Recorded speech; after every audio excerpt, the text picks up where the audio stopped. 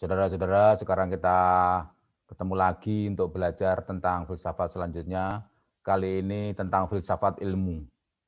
Di sini latar belakangnya adalah sebuah ajang pameran di Bangkok. Pameran apakah itu? Nanti akan kita ketahui. Bahwa ini adalah pameran peternakan seluruh Asia, VIV, yang diselenggarakan setiap tahun di Bangkok.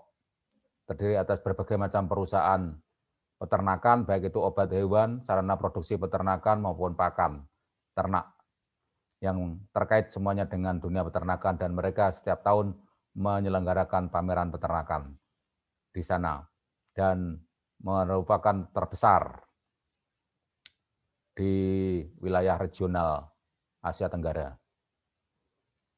Sedangkan hubungannya dengan filsafat ilmu, karena pengetahuan merupakan hasil tahu manusia segenap apa yang kita ketahui tentang objek tertentu. Jelas yang dimaksud dengan objek tertentu di pameran ini adalah objek tentang peternakan, segala sesuatu yang setiap hari kita makan, yang memberikan kontribusi protein hewani untuk kesehatan kita, untuk kecerdasan kita, dan khususnya untuk anak-anak, di mana ada protein esensial yang tidak dapat digantikan oleh yang lain kecuali oleh protein ternak berasal dari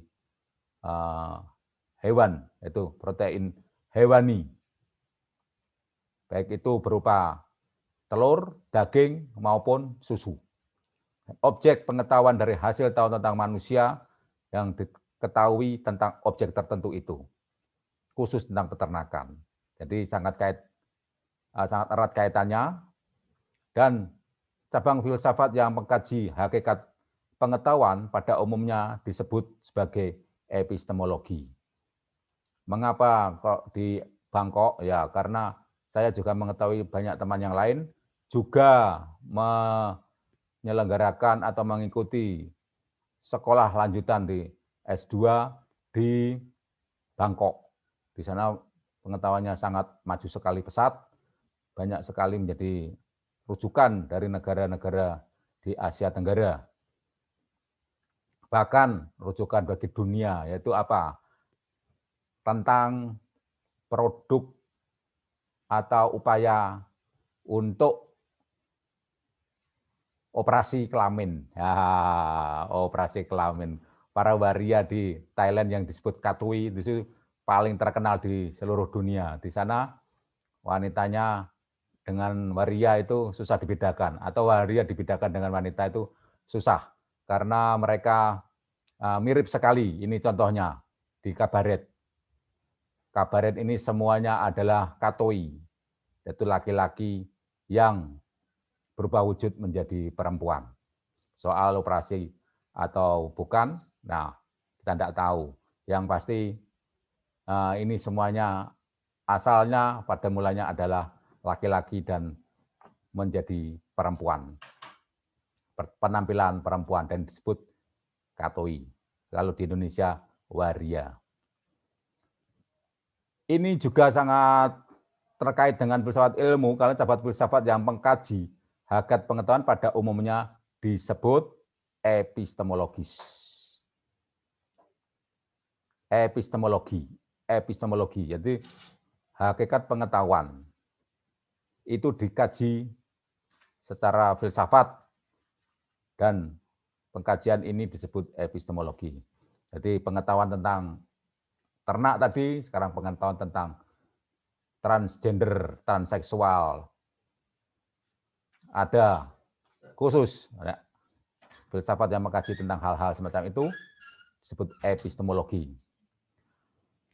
Alasan perlu mempelajari epistemologi itu, nah inilah alasan, maka orang-orang ini dari Indonesia datang bersama ke Thailand untuk menyelenggarakan pameran peternakan di sana, untuk mengikuti pameran bersama. Nah, alasan strategis mempelajari filsafat yang mempelajari tentang ilmu pengetahuan tadi adalah memandang pengetahuan sebagai kekuatan. Memandang pengetahuan sebagai kekuatan. Knowledge is power. Nah, saudara-saudara, knowledge is power. Mereka menyelenggarakan pameran. Mereka menyelenggarakan pameran. Mereka menyelenggarakan seminar dan sebagainya. Di sini saya salah satu bagian di antara mereka. Ikut dalam rombongan itu, dan ini adalah kapal pesiar. Kapal yang melintasi sungai, yang membelah Bangkok pada waktu malam naik kapal ini. Dan pemandangan di sekitarnya sungguh indah sekali, berbeda dengan pemandangan pada waktu malam. Siangnya seperti ini, yang malam seperti ini. Kalau yang ini, ya dunia malam tadi, kabaret. Dan mereka semuanya welcome to Bangkok. Ya, ini bersama-sama menuju pameran itu, karena tahu alasan strategis pengetahuan itu sebagai kekuatan, knowledge is power.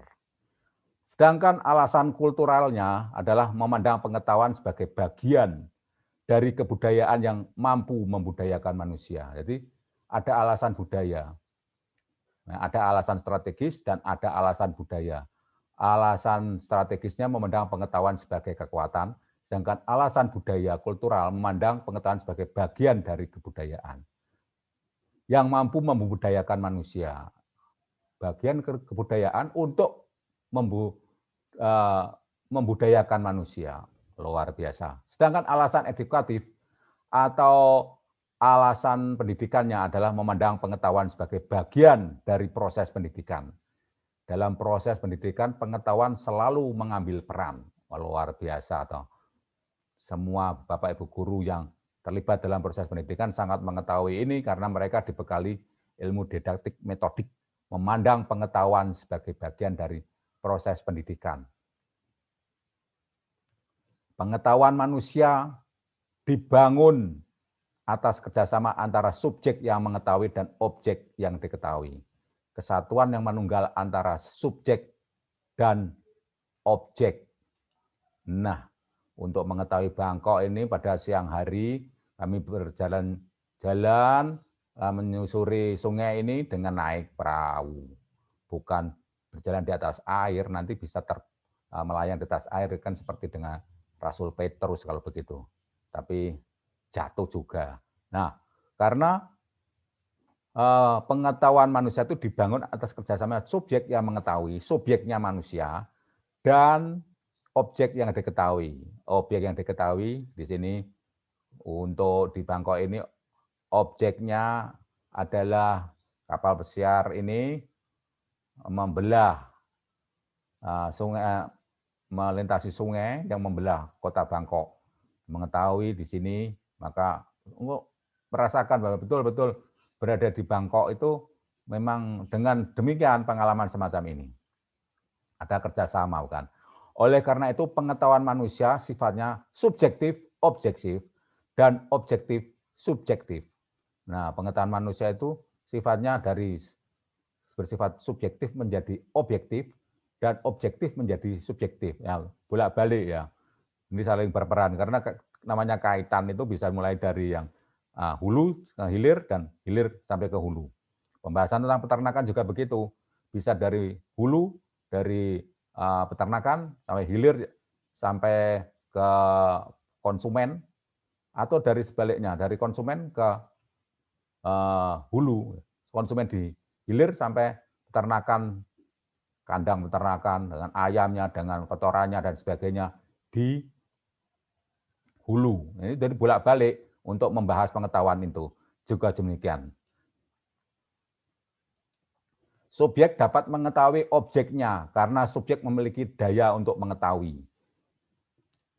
Daya indrawi maupun daya intelektual. Dan objek juga memiliki daya untuk dirasa dan daya untuk dimengerti. Ya, subjek itu mengetahui objek karena subjek memiliki daya untuk mengindera dengan intelektualnya, dan objek juga memiliki daya untuk dirasa dan untuk dimengerti. Yang satu itu memakai inderanya untuk mengetahui, yang satu untuk diketahui. Gampangannya begitu. Jadi yang satu bersifat pasif, yang satu bersifat aktif. Kemanunggalan antara subjek dan objek tidak sempurna dan mutlak. Oleh karena pengetahuan juga tidak sempurna dan tidak mutlak. Nah, ada keterbatasan juga, ya, sebatas apa yang dapat diindera, seperti beberapa hari yang lalu kita bahas tentang penginderaan segala sesuatu yang di alam ini. Kemampuan kita tergantung penginderaan kita. Nah, demikian juga dengan kata lain, manusia pengetahuannya tentang objek tidak pernah total, selalu ada yang tak terungkapkan. Contohnya di sini. Kami nonton kabaret bersama, tidak pernah tahu total sebetulnya mereka itu siapa dan sebagainya. Tapi sungguh indah sekali dan menimbulkan sensasi yang luar biasa, mengenang malam yang indah di Bangkok. Demikian untuk sementara tentang pengetahuan ini sangat mudah sekali dengan ilustrasi-ilustrasi yang sangat mengena dan mendarat bumi, bahwa kita mengetahui hal-hal semacam ini dapat dikaitkan dengan ilmu pengetahuan dan filsafat pengetahuan itu begitu sederhana dan mudah untuk dimengerti, bahwa pengetahuan adalah kegiatan yang sifatnya mengembangkan, menambah kesempurnaan. Dengan pengetahuan, subjek yang tadinya tidak atau kurang tahu menjadi tahu atau lebih tahu. Ya, kita yang semulanya tidak tahu menjadi tahu atau lebih tahu. Dan yang objek yang semula tidak diketahui akhirnya menjadi diketahui, semacam ini. Jadi tahu tentang Seluk-Beluk Kota Bangkok walaupun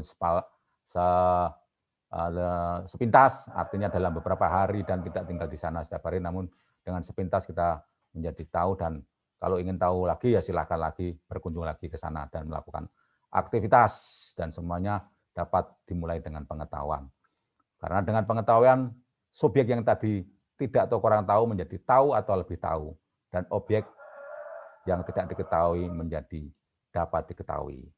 Dan pengetahuan manusia itu sifatnya terbatas, tidak sempurna, karena itu tumbuh dan berkembang. Jadi kita tetap akan melakukan pertumbuhan dan perkembangan dengan program kita.